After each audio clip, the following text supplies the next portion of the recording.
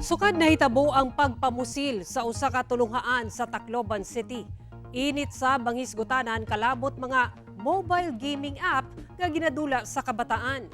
Kinihuman nga nasuta nga usa ka bayolenteng mobile game app ang ginadula sa mga sospek. Una ang pagpamusil.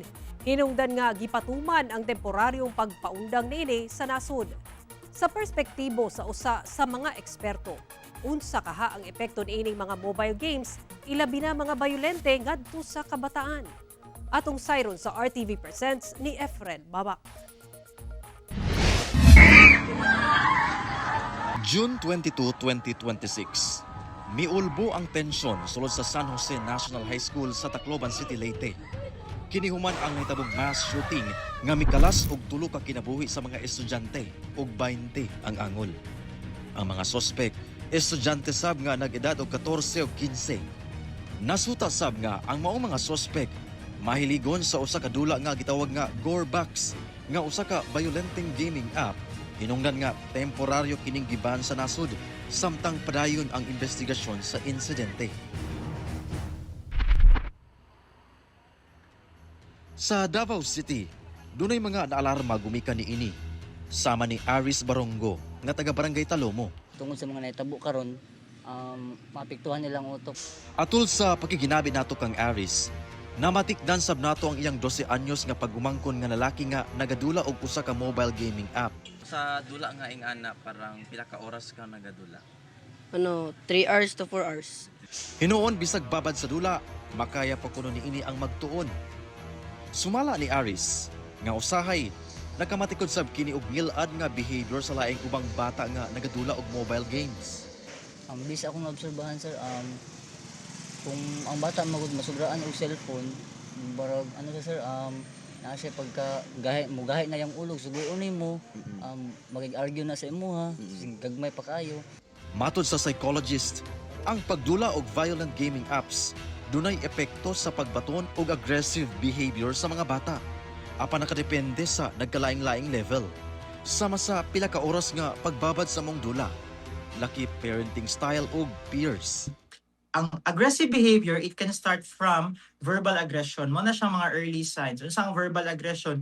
Kanabi to ang bata is kabalo na mamalikas, kabalo na manglait, gamit na siya mga offensive words. And then, it can escalate actually to a point nga maging argumentative na ang bata.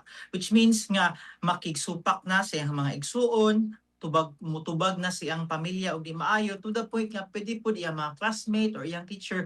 Dunasab kunoy kalainan ang mga mobile gaming app kaniadto kung itandi sa karon nga sagad dunay open communication sa dili kailang nga posibleng maka-impluwensya matud pa sa mga gamer. Gusto po na ko sir kani i-clarify kay naamo gyud mo argue nga kami tong una 1980s 1990s violente man yung mga dula nganong wala maminahimong violente. I want to stress out nga although yes na may violent gaming sa una pa, pero ang kalahian man gud sa una sir no, if mutao ka sa dula, for example kaning Game Boy, ako gid siyang gidala gibit-bit para ipakita. Ang kaning Game Boy pila ra mga kauras makadulaan ni pagkahuman, mapalong na siya kay wala kay baterya. Karon, kumpara nimo karon nga panahon, nga because of our gadgets, nga taas kay battery life, because of our computers, miskin pa og overnight pwede makadula ang bata. Matod sa psychologist, ang mga ginikanan gihapon ang manguna sa pagkontrol sa mga bata nga magdula og mobile gaming apps. Sumala sa Department of Education, andam sila sa pagban niini kung gikinahanglan, ilabi na kung makadaot sa pagtuon sa bata. Yes, of course. Kung makadaot na sa itong mga bata, kay kinirabang mga gaming app na sila or any other apps, na siya yung effect dito sa well-being sa itong mga kabataan. Then, kung naanay negatibo nga epekto, dili gid na siya angayan nga magpadayon. Usas sa mga lakang sa DepEd kalabot niini ang pagkontrol sa paggamit og cellphone matag dunay klase.